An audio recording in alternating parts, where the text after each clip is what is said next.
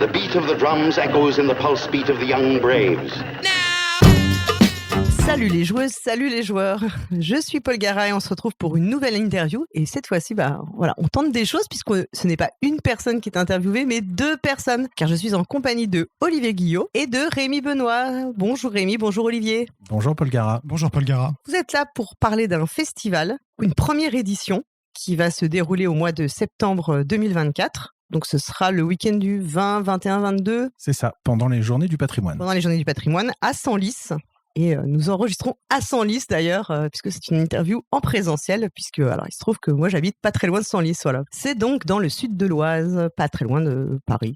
C'est ça. Avant de rentrer dans le vif du sujet, c'est-à-dire l'organisation de ce festival, ce qui vous a motivé, et puis comment on fait pour organiser un festival qui n'existe pas encore, toute la trame et le déroulé, vous allez vous présenter un petit peu pour les auditeurs auditrices, pour qu'ils vous connaissent un peu mieux, connaître votre parcours de joueur, alors plutôt de rôliste. Même si toi, Rémi, tu joues aussi beaucoup de jeux de société. Toi, Olivier, je te laisse te présenter en premier. Oui, je suis le plus ancien des deux et je suis rôliste depuis plus de 40 ans. Donc, je suis tombé dedans après le bac, alors que c'était tout nouveau. En France, on commençait à peine à entendre parler de cette nouvelle activité. Et puis, parmi les amateurs de jeux, certains ont commencé à parler de ça. On a entendu parler dans Jeux et Stratégie et puis après dans Casus Belli. Et on s'est lancé dans l'aventure avec quelques amis en partant dans l'inconnu parce qu'il n'y avait personne pour nous expliquer comment ça se passait à l'époque. Et je suis arrivé un petit peu à reculons, disons, après l'expérience d'un jeu dérivé qui ne m'avait pas beaucoup intéressé, où il n'y avait que des combats. Et puis, dès le premier essai, je me suis dit, c'est génial, on peut écrire des scénarios. Et puis, très rapidement, je me suis mis à écrire des scénarios et à devenir meneur de jeu. D'accord. Et c'était quoi tes jeux de prédilection ? On a commencé par Donjons et Dragons, et puis comme j'étais aussi avec Donjons et Dragons, j'ai découvert Le Seigneur des Anneaux, j'avais tout lu. Quand le jeu Middle-earth Role Playing, alias Jeu de rôle de l'univers du milieu, est sorti, j'ai basculé, je suis parti sur ce jeu-là, et puis j'ai pas mal écrit dans l'univers de Tolkien, avant de passer à des jeux plus français. J'ai découvert des jeux comme Maléfice. Il y a eu beaucoup de créations françaises de qualité, et puis après je suis passé dans le grandeur nature, ce qui est un peu chronophage aussi quand on organise. Et du coup, j'ai un peu moins joué sur table parce que j'ai consacré pas mal de temps aussi à l'associatif, à organiser des manifestations pour mieux faire connaître le jeu de rôle dès la fin des années 80. Grandeur nature, t'écrivais aussi des scénarios ou c'était... Oui, tout à fait. Ouais. J'ai été première fois participant à la fin des années 80 dans un grandeur nature sur l'univers du Seigneur des Anneaux, organisé à l'époque par Paradox et notamment Anne Vétillard est aussi une grande fan de Tolkien. Et puis début des années 90, j'ai commencé à écrire et à organiser. Et aujourd'hui, tu joues toujours au jeu de rôle, il n'y a pas de doute là-dessus. Tout à fait.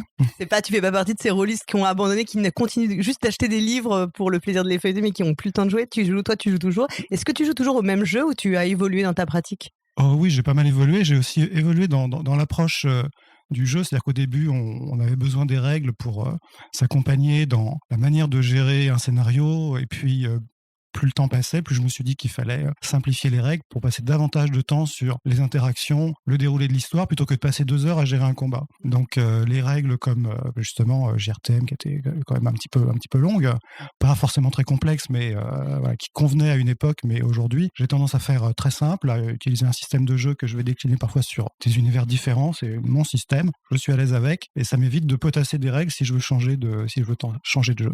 D'accord. Donc j'écris toujours des scénarios, j'ai toujours des inspiration, mais par contre en grandeur nature là j'ai plus trop le temps et puis ça demande beaucoup d'énergie. Ok, et au niveau des univers, toujours plutôt Medfan ou tu as exploré d'autres univers Tu disais Maléfice, c'est pas Medfan du tout, mais... Oui, j'aime aussi les univers contemporains, je suis moins accro de science-fiction. J'aime bien aussi lorsqu'il y a un petit peu d'humour dans les jeux, et dans les années 80, j'avais essayé Toon, qui était vraiment un jeu très, très amusant, et où on joue, pour ceux qui connaissent pas, on joue des personnages de dessins animés à la Tex Avery, ou en science-fiction, par exemple Paranoia, j'aime bien ce côté décalé qui nous pose aussi des questions sur notre futur, puisque Paranoia est un petit peu visionnaire avec cet ordinateur qui veut tout contrôler, qui est tout buggé, on y arrive. Est-ce que tu as aussi tenté des systèmes comme le Powered by the Apocalypse? C'est des systèmes que tu as vu arriver progressivement, donc aussi qui marquent aussi l'évolution des joueurs et joueuses, aussi des attentes, aller vers plus de narration, peut-être des règles moins lourdes, ou en tout cas qui prenaient moins de place. Alors je l'ai vu venir de loin. J'ai eu quelques occasions de tester, mais j'ai pas accroché énormément sur ce mode qui est plus improvisation et qui ne permet pas forcément de faire des scénarios hyper travaillés. Ok. J'aime bien cette notion de scénario avec de l'enquête, et quand on est dans une improvisation très large, on peut pas avoir cette même dimension. Toi, Rémi, tu es rôliste aussi, ou est-ce que tu jouais aux jeux de société avant de... Qu'est-ce qui est venu en premier dans ton parcours? Alors, qu'est-ce qui est venu en premier?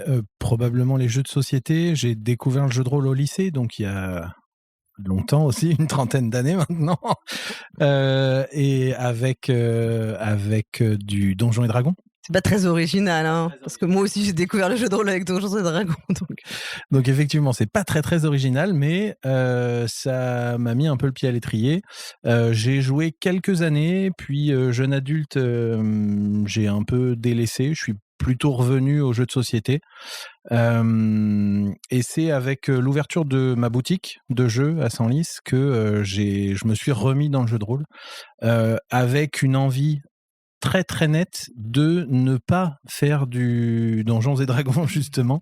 J'avais envie parce que on est dans un moment du jeu de rôle où ça revient, il y a plein d'idées de plein d'auteurs incroyables, qu'ils soient indépendants ou qu'ils bossent avec des maisons d'édition, et il y a des trucs canons, et j'avais envie de découvrir tout ça et d'aller un petit peu plus loin dans tous ces trucs différents. Dans ta boutique, le jeu de rôle, donc tu en proposes. Oui. Ça représente combien de ton activité à peu près de vente? En vente, c'est encore assez faible parce que on est sur un marché de niche, malgré tout. Même si j'ai réussi à faire venir plein de rôlistes à la boutique, pour plein de rôlistes, il y a un MJ. Et donc, il y a que le MJ qui achète des bouquins presque, hein, donc c'est forcément plus compliqué. Donc en termes de chiffre d'affaires, c'est assez anecdotique, mais j'ai envie de garder ce business-là parce que je trouve ça cool, quoi, tout simplement. Très bien, donc voilà, vous êtes rôlistes tous les deux, bon, moi aussi bien sûr, sinon je ne serais pas là. Et vous avez eu, enfin je ne sais pas, alors je dis vous, mais je ne sais pas qui exactement, vous allez nous le dire, vous avez eu l'idée l'envie de créer un festival de jeux de rôle à Senlis, donc qui est là où tu as ta boutique, et toi Olivier où tu vis partiellement. Qu'est-ce qui qui a eu l'idée, qui a été le déclencheur pour ce projet? Eh bien, on a eu tous les deux une idée. Et en discutant ensemble, on s'est rendu compte qu'on avait envie de faire un truc qui se ressemblait. Olivier voulait faire quelque chose autour des 50 ans de Donjons et Dragons, oui. Et donc de quelque chose d'assez ambitieux. Et autre chose qu'une boîte Lego Donjons et Dragons. Autre chose qu'une boîte Lego vendue à prix d'or. Et en ce qui me concerne, j'avais envie parce que j'organise déjà des soirées jeux de rôle, des après-midi jeux de rôle, enfin voilà. Oui, tu fais beaucoup d'animations, on peut le dire, ouais. J'essaye de faire pas mal de choses avec des MJ qui gravitent autour de la boutique et autour de moi. Et donc j'avais envie de faire quelque chose d'un peu plus important. Ok. Et donc en discutant, on s'est dit, réunissons les deux idées et faisons quelque chose ensemble. D'accord. Et toi, Olivier, t'étais aussi dans le secteur associatif sur Senlis un petit peu, ou pas du tout à ce moment-là? Oui, puisque nous avions, avec quelques amis, créé un club de jeux de rôle à Senlis vers 1985. Donc avec beaucoup de jeunes qui sortaient des lycées. Et bon, le club n'existe plus aujourd'hui parce que tout le monde s'est un petit peu dispersé dans les années 90. Mais après, j'ai continué dans le milieu associatif, notamment les jeux de rôle de nature. Ça passe par des organisations associatives.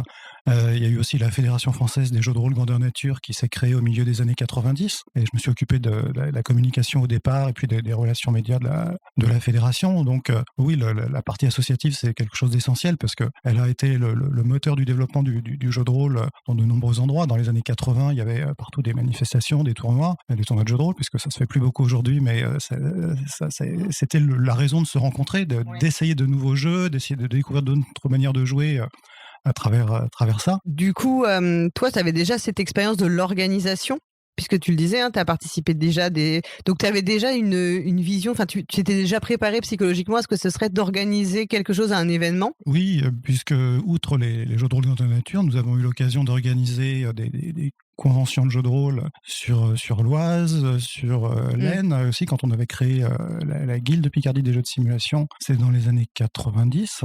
Donc ça a été l'occasion justement d'inviter déjà des auteurs, des éditeurs, donc ce qui m'a permis de faire connaissance avec certains anciens.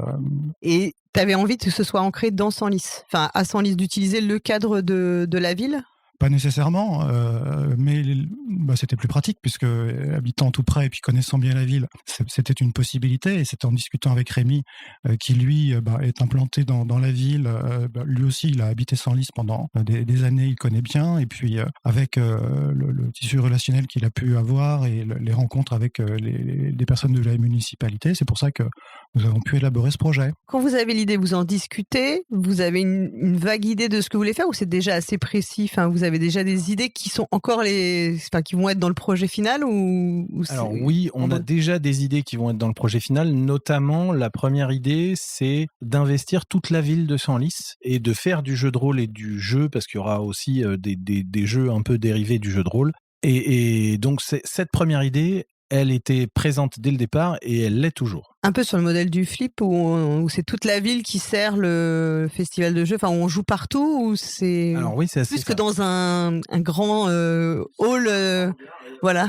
Ce sera pas un grand hangar. Et voilà, il y aura un grand hangar, mais il n'y aura pas que ça. Et donc voilà, on va disposer de plein de lieux emblématiques de la ville pour proposer du jeu et pour proposer des choses autour du jeu. D'accord. Oui, c'est plus modeste que le flip, bien sûr. Oui, bien sûr. Mais bon, l'idée, c'est qu'il faut bien commencer un moment par un festival.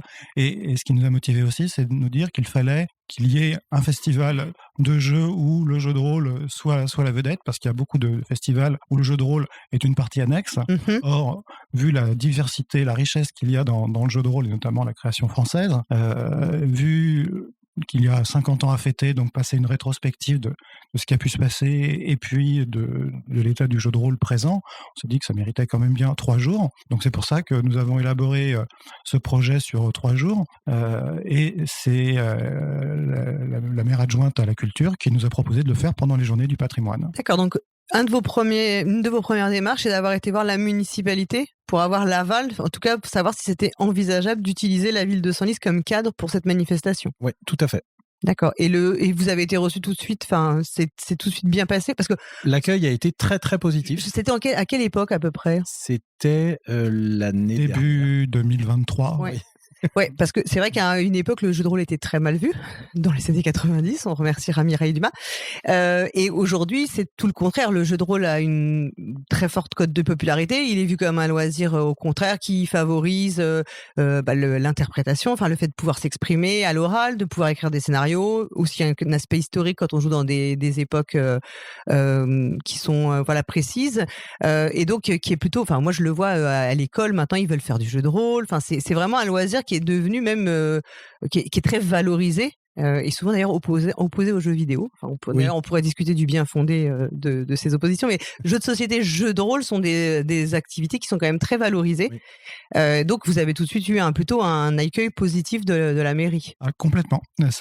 D'entrée, le projet a intéressé. Il faut dire qu'aujourd'hui, les univers de fiction qui servent de base à beaucoup de jeux de rôle sont mieux connus. Il y a 35 ans, quand on parlait du Seigneur des Anneaux, il y a des gens qui disaient quoi, le silence des agneaux.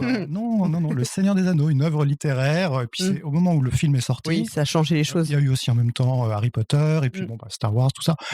Et puis plus récemment, Game of Thrones, et puis maintenant il y a énormément d'univers de fiction. Les gens adhèrent aux univers de fiction et ils ont découvert aussi d'autres approches de jeux, avec aussi l'évolution des jeux de société modernes qui touchent un public beaucoup plus large qu'autrefois. Et du coup, aussi bien au niveau de la municipalité, puisque dès les jours qui ont suivi, on nous a dit que l'équipe municipale approuvait le projet. Et avec, quand ils approuvent le projet, c'est-à-dire qu'ils vous laissent investir la ville. Donc des lieux, on va en reparler, des lieux importants et historiques qui sont des lieux de la ville, ou c'est que des lieux où il y a des lieux privés et des lieux publics dans... Alors il y a beaucoup de lieux historiques. Senlis a un patrimoine historique vraiment très très riche. Il y a dans les lieux historiques mais privés, il y a le lycée Saint-Vincent, qui est donc une ancienne abbaye du XIe siècle, qui fera partie aussi de l'espace de jeu et aussi de conférences, mais bon, qui n'est pas du ressort de la ville. Mais d'accord.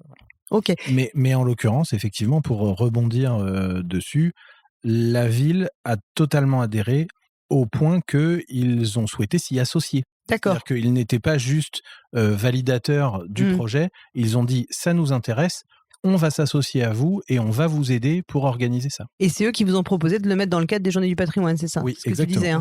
Ouais. On voulait faire le festival après les Jeux Olympiques pour être débarrassé de tout un tas de contraintes et du battage médiatique qui pouvait exister. Donc on s'est dit, pour qu'il fasse beau, pour que ce soit agréable, on va essayer de demander le week-end avant les Journées du patrimoine, pensant que ça ne serait pas possible pendant les Journées du patrimoine. Et puis en fait, si, puisque du coup, les monuments historiques de la ville ne peuvent pas être privatisés pendant les Journées du patrimoine. Donc comme ça, il y aura une partie du festival qui sera en libre accès à tous. Et ça, c'est bénéfique pour tous, parce que du coup, ça va donner une meilleure visibilité au jeu de rôle, ce qui nous a du coup de donner un petit peu plus de pression en se disant, on va avoir une forte visibilité, Oui. parce qu'il y a 15 000 personnes à venir pendant les Journées du patrimoine à Senlis. Donc, il va y avoir tout un public de gens qui ne connaissent pas les jeux de rôle, qui vont passer par là, qui vont voir l'exposition, qui vont pouvoir assister à des conférences qui vont leur expliquer un petit peu ce que c'est. Et puis, on va même faire aussi des petites séances de jeux rapides pour faire découvrir le principe à des gens qui ne seraient pas inscrits et qui voudraient connaître. Du speed dating du jeu de rôle. Voilà. Quand vous dites la mairie s'associe, y compris financièrement, il y a un financement public également pour une contribution publique pour l'organisation? Oui, tout à fait. D'accord. Et puis, outre le fait que on met à disposition du festival des lieux qui normalement sont loués à des événements. Qui sont loués, ok. Et que vous du coup, nous n'aurons pas besoin de louer. Qui vous sont mis à disposition gratuitement. Tout à fait. Ok. On en a un petit peu parlé. Après, une fois que vous avez finalement ce principe de la mairie, vous savez que c'est faisable. Comment vous définissez le programme? Est-ce que vous avez déjà des envies très particulières? Est-ce que vous décidez seul ou vous constituez une sorte de dream team? C'est ça. Avant même de commencer à parler de programme, on essaye de rassembler des bonnes volontés pour nous aider, parce qu'on sait déjà qu'on ne pourra pas tout faire, qu'on ne pourra pas penser à tout. Qu'on n'a pas toutes les compétences. Et qu'on n'a pas les compétences pour tout. Exactement. Donc voilà, on a constitué une équipe qui continue à se construire. Parce vous êtes combien vraiment à organiser, enfin le bureau de l'orga, c'est combien de personnes? C'est 5-6 personnes. Ok. Et on a aussi le soutien d'associations locales, puisque autour de Senlis, il y a quand même un tissu associatif ludique assez important, dont des associations qui sont purement jeux de rôle, certaines qui font un petit peu de tout. Et très régulièrement, il y a des manifestations ludiques qui sont organisées dans les villes voisines. Pont-Point pour le festival Pluie de Jeux, qui est un gros festival de jeux de société, tout type de jeux, qui a lieu début mai. À Crépy-en-Valois, qui organise aussi son petit festival à Chantilly de jeux de rôle. À Chantilly, oui, à Crépy-en-Valois, il y a deux festivals. Ouais, il y a un festival de jeux de plateau et un festival de jeux de rôle. À Chantilly, il y a aussi un festival de jeux de société plutôt. À Gouvieux. Oui, tout autour. Dans d'autres villes. On a quand même des associations qui sont très actives. Voilà. Et il se passe plein de choses. Et on a vraiment souhaité les associer au projet. À ce moment-là, donc le programme que vous devez définir, il y a un peu des passages obligés quand on fait des festivals de jeux. Enfin, en général, on retrouve quand même un tronc commun dans un peu tous les types de conventions. Est-ce que vous avez déjà des idées vraiment plus originales ou des choses vraiment particulières que vous avez envie d'insuffler dans ce festival? Comme on fête 50 ans de jeux de rôle, il fallait qu'on fasse à la fois une rétrospective, donc sous forme d'exposition, et puis aussi avec des débats et des conférences avec des intervenants qui ont connu les premières heures du jeu de rôle en France, et puis ceux qui le font aujourd'hui. Donc il fallait qu'on ait un programme assez diversifié pour toucher un petit peu tous les publics, à la fois des passionnés, des gens qui connaissent bien, qui ont envie de retrouver des acteurs du jeu de rôle. Donc pour ça, il fallait qu'on invite des éditeurs, des auteurs, et puis les gens qui veulent se renseigner, ceux qui connaissent à peine et qui ont peut-être besoin d'en savoir un petit peu plus sur comment on peut devenir meneur de jeu, quel jeu choisir en fonction de son profil, en fonction de l'âge des participants. Il y a une partie culturelle du jeu qu'il fallait travailler. Et puis bien sûr, il fallait jouer, donc il fallait définir des endroits où jouer, à quoi jouer, donc à jouer aux jeux anciens, parce qu'il y en a qui sont un petit peu mythiques. Il faut redécouvrir pour certains, et donc il y a des collectionneurs qui ont tout un tas de jeux. Maintenant, il y a aussi beaucoup de gens qui collectionnent des jeux de rôle, donc c'est quand même assez utile ressortir un petit peu ce qu'on a, parce qu'il faut que ça serve. Un jeu ancien, ça sert à rien de le laisser dans une étagère. Et puis, des nouveaux créateurs. Il y a des gens qui créent des nouveaux jeux. Chaque année, il y a encore des dizaines de jeux français qui sortent. Et donc, voilà, c'est le moment d'échanger entre tous sur ce qu'il y avait autrefois, ce qui peut ressortir, parce qu'il y a beaucoup de jeux anciens qui sont réédités, revus. Donc voilà, on a une offre très large. Je comprends qu'il y a un aspect culturel marqué dans le festival. Enfin, ce que vous voulez lui donner comme empreinte, c'est aussi en lien avec l'idée de l'inscrire dans les journées du patrimoine, c'est de montrer que c'est aussi un élément du patrimoine, le jeu de rôle. Tout à fait. Un élément du patrimoine ludique, complètement.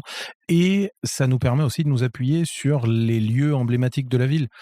Olivier parlait tout à l'heure du lycée Saint-Vincent. C'est un des lieux emblématiques de Senlis. C'est un lieu historique dont la construction a été demandée par une des reines de France. Anne de Kiev. Exactement. Et donc, ce sera l'occasion d'y faire jouer un scénario historique qui se déroule à l'époque de cette construction. Oui, donc l'idée, c'est d'associer, en fait, de relier le ludique, le culturel, le patrimonial. Tu l'as dit, donc il y a l'abbaye Saint-Vincent où il y a ce fameux lycée, mais vous allez utiliser beaucoup d'autres lieux emblématiques. J'ai noté l'espace Saint-Pierre, le prieuré Saint-Maurice, le musée d'art et d'archéologie, le musée de la Vénerie, le manège d'Ordener, les jardins du roi. Donc ça, c'est tous les lieux qui sont des lieux donc de la ville que vous allez utiliser je comprends, en prévoyant des espaces dédiés en fonction de certaines, plus expositions, plus conférences, etc. Oui, tout à fait. Tout à fait, l'espace Saint-Pierre, donc qui est en fait l'église Saint-Pierre, qui remonte aussi au XIe siècle, est un lieu qui accueille beaucoup de salons dans Senlis. Donc ça sera l'espace à la fois salon et expo. Et puis juste à côté de cet espace, il y a la médiathèque de Senlis, qui est aussi un lieu historique, qui disposera à la fois d'espaces dans lesquels on pourra jouer, et puis aussi d'une salle de conférence. Donc ça sera une première partie des conférences qui vont être des conférences grand public, parce qu'au lycée Saint-Vincent, il y a aussi un auditorium qui va accueillir un colloque universitaire où différents intervenants vont parler du jeu de rôle sous l'angle le double ludique. Voilà le thème du colloque qui est mis en place. Ces thèmes-là, c'est vous qui les avez trouvés ou vous avez eu des personnes que vous aviez envie de faire participer et c'est elles qui vous ont amené les sujets ou comment ça s'est passé? Alors dans le cadre du colloque, c'est grâce à la rencontre d'une professeure de lettres qui est au lycée Saint-Vincent, qui s'appelle Lauriane, et qui a proposé d'organiser ce colloque, puisqu'elle est aussi universitaire également, et qu'elle fait une thèse sur les jeux de rôle. Donc du coup... Ça tombait parfaitement. Tout à fait. On a eu un alignement de planètes quand même assez favorable dans ce festival, je crois. Et du coup, elle a proposé le projet à son laboratoire, et voilà, donc c'est en cours de construction. Le programme est en train de s'établir, la recherche des différents intervenants. Il y a plusieurs colloques qui ont lieu dans le courant de l'année sur les jeux de rôle. Et voilà, celui-ci sera un de plus avec un angle différent, parce qu'il y a des sujets qui sont très très pointus dans le thème de la recherche sur les jeux, puisque donc c'est organisé avec le groupement interscientifique Jeux et Société, et qui travaille pas seulement sur les jeux de rôle, mais sur tout un tas d'aspects du jeu. Sur l'exposition, comment vous l'avez conçue? Enfin, c'est vous qui l'avez conçue ou vous avez des personnes qui sont plus spécialisées? Alors, en tant qu'ancien du jeu, je connais justement beaucoup d'autres anciens du jeu. Et donc, dans la construction du projet, nous avons associé aussi des gens qui ne sont pas de Senlis, mais qui connaissent bien le jeu. Et donc, il y a une association qui s'est montée pour la conservation, l'étude et la valorisation du patrimoine ludique. Et donc, c'est avec cette association dont je fais partie que l'exposition se conçoit, puisqu'elle regroupe des collectionneurs et des gens qui connaissent bien l'histoire des jeux. D'accord, donc ce sera vraiment une exposition qui sera tournée sur l'histoire du jeu de rôle, sur les 50 ans d'histoire du jeu de rôle. Tout à fait. Okay. Alors bien sûr, on ne va pas tout détailler parce que on ne va pas faire une exposition qui nécessite 2 heures de visite et puis qui va prendre trop de place. Mais on va initier cette exposition qu'on pourra après mettre à disposition d'autres événements s'ils le souhaitent. Ensuite, donc ça, on a abordé l'aspect culturel que vous vouliez donner, qui participe à cette idée aujourd'hui de dire que le jeu est un objet culturel et pas seulement un objet de divertissement purement commercial. Sur l'aspect plus ludique, qu'est-ce que vous allez organiser?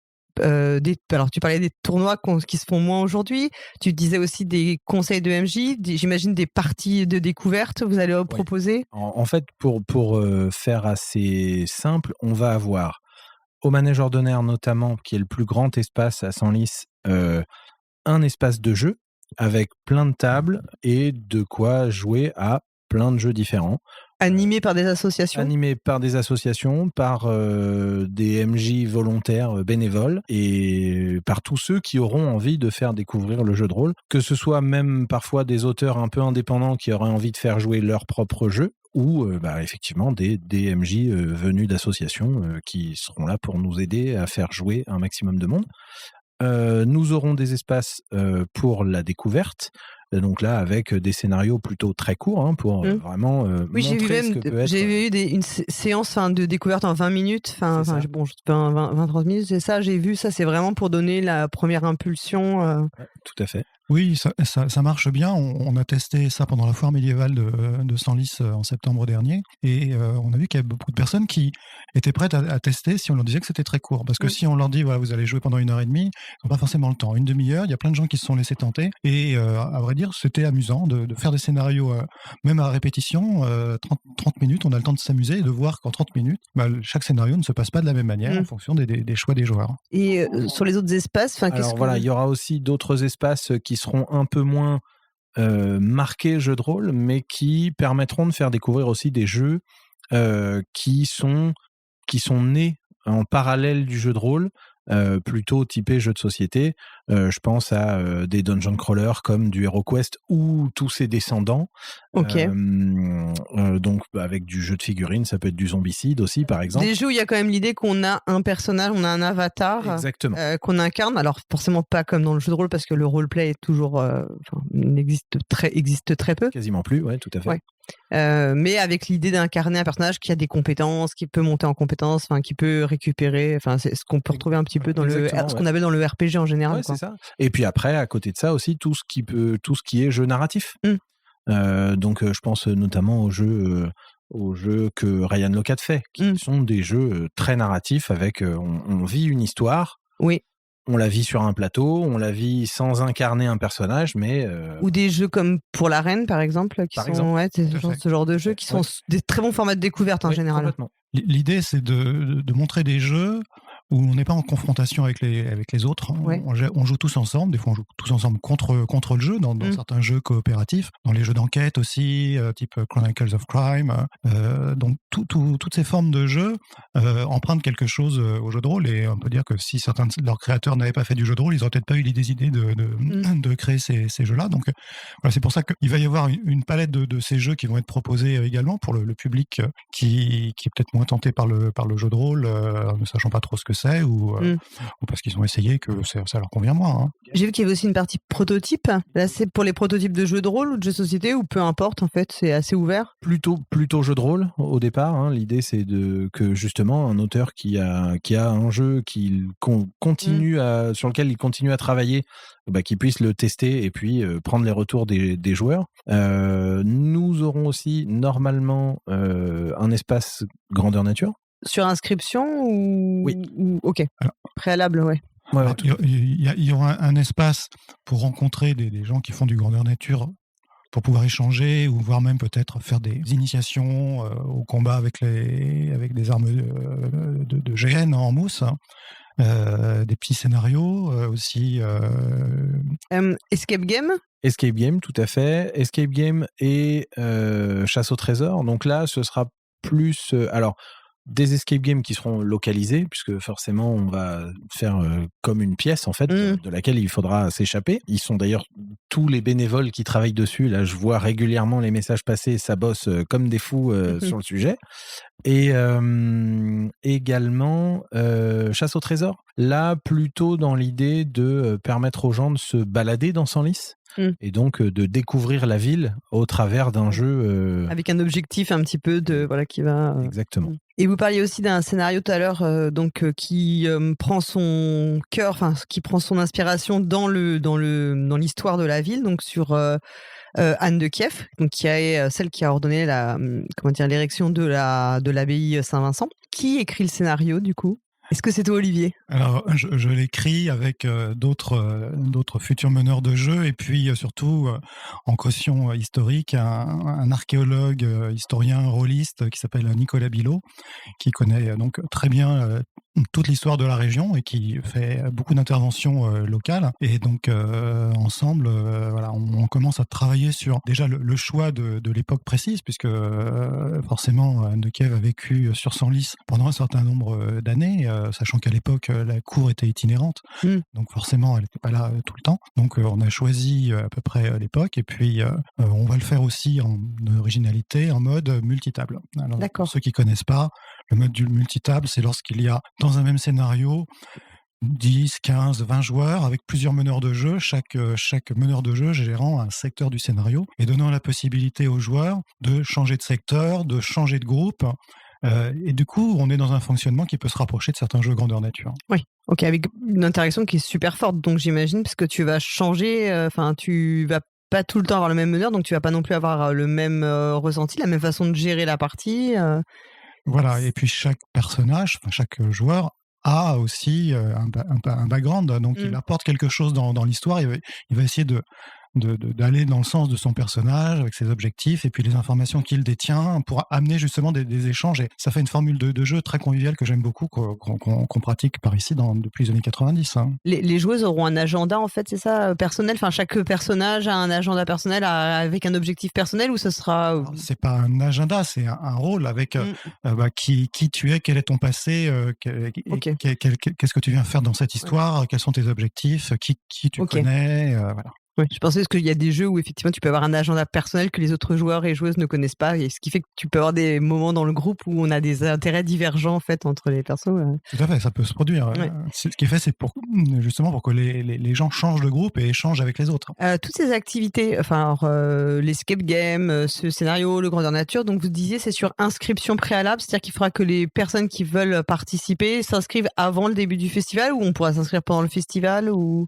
Parce que là j'imagine que ça s'adresse plutôt à des joueurs et joueuses qui sont déjà acquises ou à la cause du jeu de rôle, et qui ont déjà, ou de l'escape, mais qui ont vraiment déjà envie de le faire, particulièrement parce qu'elles se sont renseignées au préalable. De toute façon, pour pouvoir organiser quelque chose correctement, il faut qu'il y ait des inscriptions au préalable. Oui.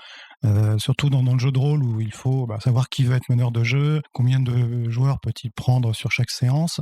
On va être obligé de passer par des organisations des inscriptions préalables. Il y a une partie qui va être en libre accès sur le festival, donc la partie salon, expo, conférence, et la plupart des autres activités, à part celles qui seront vraiment purement de la découverte, ça va être nécessairement sur inscription. Et après, si jamais il reste des places, on pourra peut-être prendre des gens pendant le week-end, le moment venu, mais a priori, la plus grosse partie doit se faire sur inscription pour pouvoir être correctement organisé. Pour les participants et participantes, le public, l'accès est gratuit à toutes ces activités, ou il y aura des activités payantes? C'est pas encore tranché.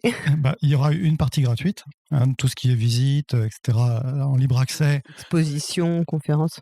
Voilà. Dans les monuments historiques, ça sera gratuit. Par contre, les inscriptions seront payantes, puisque forcément le festival génère des frais. Il va falloir qu'on prenne en charge notamment tous les bénévoles. C'est quand même un petit peu normal que les bénévoles et meneurs de jeu soient un peu nourris par les participants. Donc, comme tout festival, oui, il y aura des montants d'inscription dont on n'a pas encore figé les montants, mais autour de 10 € le week-end à peu près. Il y aura aussi une boutique, Rémi? Oui. Je me tourne vers toi parce que forcément... Ouais, il y aura un stand boutique. Donc toi, tu vas pas jouer du week-end, quoi. Alors, je vais faire plein d'autres trucs, mais pas jouer. Effectivement, ça va être très compliqué de jouer. Oui, donc tu auras un espace où c'est ta boutique qui sera ouverte, ou Alors, la boutique sera ouverte, mais j'aurai quand même un espace au sein de l'espace exposant, donc dans l'espace Saint-Pierre. D'accord. Oui, puis il y aura aussi d'autres exposants qui feront de la vente. Oui, bien sûr. Il y a à la fois des éditeurs, des vendeurs d'accessoires. Oui, parce qu'en fait, il y a des stands qui seront tenus par des professionnels, donc effectivement, comme tu le dis, des éditeurs ou des ventes... Éditeurs, auteurs, illustrateurs qui peuvent tenir des stands et vendre leur propre production, mais on aura également des artisans. Des fabricants de dés, des artisans fabricants de bijoux. Aussi des accessoires pour jeux de rôle dans la nature. Et donc les stands pour les professionnels, si j'ai bien compris, ne sont pas payants. Mais en revanche, vous faites un appel aux dons Et enfin voilà, pour ceux qui le souhaitent, ils peuvent participer, contribuer au festival, quoi. Oui, notamment offrir des cadeaux souvenirs aux bénévoles, parce que c'est vrai qu'il y a beaucoup de gens qui vont donner du temps pour ce festival. Et comme c'est une première et que nous avons quand même la chance d'être subventionnés, nous sommes dit que nous allions tenter de faire venir gratuitement les exposants. Ouais. En l'occurrence, effectivement, là, on a décidé de ne pas faire payer. En tout cas, c'était aussi dans l'idée de les inciter à venir. C'est-à-dire que on Oui, sait quand on se lance aussi. Voilà. Un, nous, on se lance. Deux, on sait que la plupart sont des toutes petites structures, voire même des structures associatives dans certains cas, qui n'ont pas forcément les moyens. Voire des semi-pros. Voilà. Donc, déjà, il faut se déplacer, il faut venir ici, il faut se loger. L'idée, c'était de faire en sorte que ils puissent venir en se disant « Ok, j'ai un stand, je peux déjà présenter mes jeux, je peux présenter mes produits. » Tu sais aussi, on sait aussi que ça compte aussi dans l'attrait d'un festival, c'est que d'avoir quand même une grande variété d'exposants en fait, hein, et que on est content de retrouver les éditeurs de jeux qu'on connaît, les illustrateurs, les auteurs qui sont souvent, voilà, ils viennent sur leur denier personnel, ils se déplacent sur leur denier personnel. Comment vous avez contacté? Après, j'imagine que c'est par réseautage que vous avez contacté les gens. C'est effectivement beaucoup grâce au réseau d'Olivier, déjà au départ. Après, moi, j'ai fait beaucoup de démarchage, puisque comme ça fait plus d'un an qu'on y est. L'année dernière, j'avais commencé à en parler sur le Festival de Cannes notamment. Et cette année, encore une fois, je suis allé voir les éditeurs, les auteurs, etc. Au Festival de Cannes également, pour leur parler du festival, leur expliquer ce que c'était, prendre leurs coordonnées pour pouvoir leur envoyer plus d'informations derrière, parce que sur un festival, eux sont occupés, voilà, ils avaient quand même pas beaucoup de temps à me consacrer, donc tu vas pas présenter tout ton PowerPoint. Donc, l'idée, c'était de leur dire, hey, on organise un truc, ça va être super. Est-ce que vous voulez venir? Dans tous les cas, dites-moi, donnez-moi vos coordonnées, je vous envoie tous les éléments. Si ça vous plaît, on en reparle plus tard. Alors, le réseau est effectivement une partie des premiers contacts que nous avons initiés, mais il y a eu aussi, sur d'autres événements, le Festival de Cannes, mais aussi plus récemment Ludinor. Voilà, c'était des rencontres aussi sur d'autres festivals avec des exposants, puis aussi à la découverte de nouveaux éditeurs, parce que on peut pas tout connaître, hein, surtout qu'aujourd'hui il y en a beaucoup qui se montent grâce à des nouveaux sites et puis qui font des financements participatifs, voilà, qui n'ont pas encore tellement pignon sur rue, surtout pour ceux qui se lancent, qui n'ont qu'un seul jeu. Donc la recherche aussi sur Internet de tous ces nouveaux projets a été un moyen d'en découvrir de nouveaux. Pour la partie aussi organisation, j'imagine qu'il y aura tout ce qu'on appelle buvette moyenne. Donc là, tout ça va être géré par des bénévoles qui vont gérer tout ce type de service qu'on trouve dans un festival, en plus de du ludique pur, quoi. Il y aura deux choses. Encore une fois, on voulait vraiment faire participer les associations locales. Il y aura des stands tenus par des associations de quartier afin de proposer qu'elles savent faire, du sandwich, des gaufres, des crêpes, que sais-je encore. Il est question aussi qu'on propose à certains food trucks de venir. C'est pas encore complètement arrêté, on verra si on y arrive, s'il y a besoin. Oui, on vous laisse dégager de cette partie intendance nourriture-boisson, de manière à ce que tous les bénévoles aient des choses plus intéressantes à faire. C'est sûr que si on est passionné de jeu, on a plutôt envie d'être dans la partie ludique et être près des joueurs plutôt que de préparer de la nourriture. Et puis aussi, comme on est dans un festival en ville et qu'il y a beaucoup de cafés, restaurants dans Senlis, il y a aussi cette possibilité pour les joueurs qui veulent prendre un petit peu plus de temps d'aller se restaurer dans la ville. Oui, parce qu'on sait que les espaces restauration, c'est énorme, c'est très intense, hein, pour ceux qui l'assurent. C'est vraiment je pense que c'est le baptême du feu, quoi. Ouais, et puis c'est pas le plus marrant, hein, donc l'idée, c'était, comme Olivier l'a dit, hein, de s'en décharger un petit peu. Là, on est à moins de 6 mois de l'événement. Ça avance assez bien à votre goût? Enfin, vous avez l'impression que c'est maîtrisé, ou vous avez des moments de stress? Alors en fait, j'ai la chance d'être très bien entouré en ce qui me concerne, parce que malheureusement, moi, il faut que je fasse tourner la boutique, et donc j'ai beaucoup moins de temps que j'aimerais pouvoir consacrer au festival. Donc heureusement, Olivier bosse à temps plein dessus. On a également Maureen, que tu connais, Paul Gara, qui bosse beaucoup dessus aussi, et qui gère notamment tout l'aspect jeu. Voilà, donc ça avance bien. Je suis, en ce qui me concerne, plutôt satisfait de la façon dont ça avance, même si moi, j'arrive pas à y consacrer tout le temps que je voudrais. Et toi, Olivier, de ton point de vue? Il y a des sujets qui avancent plus vite que d'autres.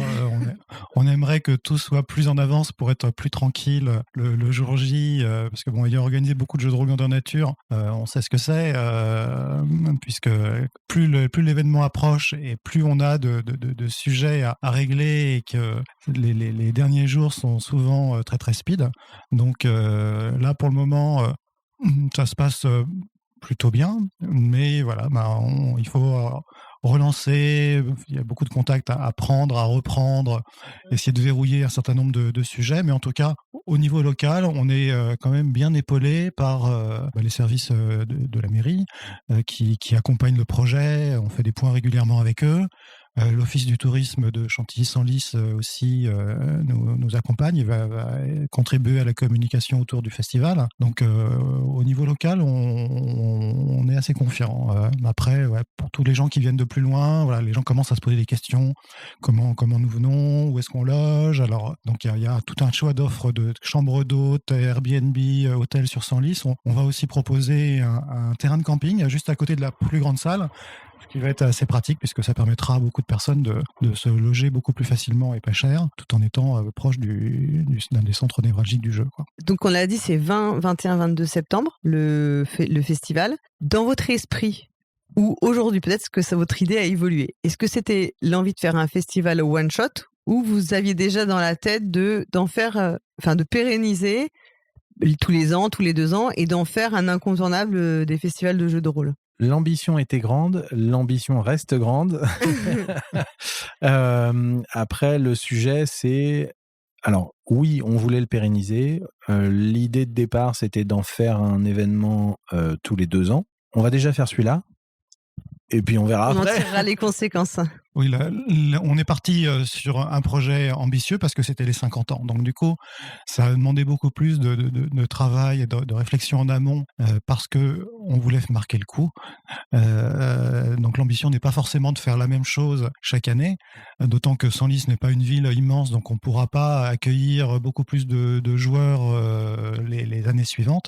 Donc pourquoi pas donc dans les idées, c'est de le faire tous les 2 ans, puisqu'il y a une fête médiévale qui a lieu tous les 2 ans, donc le faire en alternance, parce que la ville peut pas prendre en charge un festival comme ça tous les ans. Et puis après, si jamais d'autres villes étaient intéressées pour le faire aussi en alternance, une année sur 2 avec Senlis, pourquoi pas, s'il y a une équipe qui veut se monter, le plus dur sera fait en fait. Donc après, relancer une nouvelle organisation avec des gens qui ont déjà contribué, qui connaissent l'idée, le concept de ce festival, ce serait beaucoup plus facile de le faire. Donc voilà, si jamais il y a une équipe de projet qui veut se monter ailleurs, on peut très bien envisager l'alternance avec eux.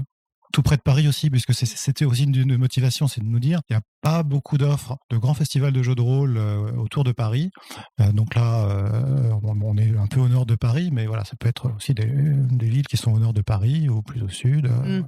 Oui, mais d'avoir en fait une convention vraiment axée plus localisée en région parisienne, ce qui effectivement n'est pas le cas aujourd'hui. Oui, parce que dans les années 80, 90, il y a eu énormément de choses sur Paris. C'était vraiment les grands rendez-vous avec le salon du modélisme qui accueillait aussi les jeux, le monde du jeu, le festival du jeu vidéo qui avait une partie jeu de rôle. Et puis après, tout a disparu. Voilà. Donc, grand événement sur Paris. Maintenant, c'est Paris et Ludique, qui est malheureusement annulé cette année, qui avait une petite partie jeu de rôle. Mais voilà, on se dit qu'il y a suffisamment de choses à faire avec le jeu de rôle pour qu'il ait son propre festival. Très bien. Écoutez, je vous remercie beaucoup, messieurs. Je ne sais pas s'il y a quelque chose que vous voulez ajouter avant qu'on termine. Non, rien de... On a fait le tour. Je crois qu'on a fait le tour. J'espère qu'on a oublié personne, pas de citer qui que ce soit. Voilà, mais... on peut dire que vous pouvez vous rendre sur le site web du festival. Je mettrai le lien dans le billet de l'émission. Sur les réseaux sociaux, Donc pour l'instant, il y a juste Facebook, mais on va créer aussi une page Instagram. Et puis petit à petit, on va révéler les invités, parce que c'est vrai qu'on n'en a pas beaucoup parlé, mais il va y avoir tout un tas d'invités connus. Encore secret, c'est ça Ça va se dévoiler petit à petit. Ça va se dévoiler, c'est pour ça. On a lancé d'ailleurs un petit jeu pour deviner qui avait dessiné l'affiche du festival. Donc voilà, ceux qui pourront trouver gagneront une affiche dédicacée. Cool. Bon, merci beaucoup Rémi, merci beaucoup Olivier. Merci Paul Gara. Merci Paul Gara. Et merci à tous les auditeurs et auditrices qui nous ont écoutés. Et à bientôt pour une nouvelle émission. Salut!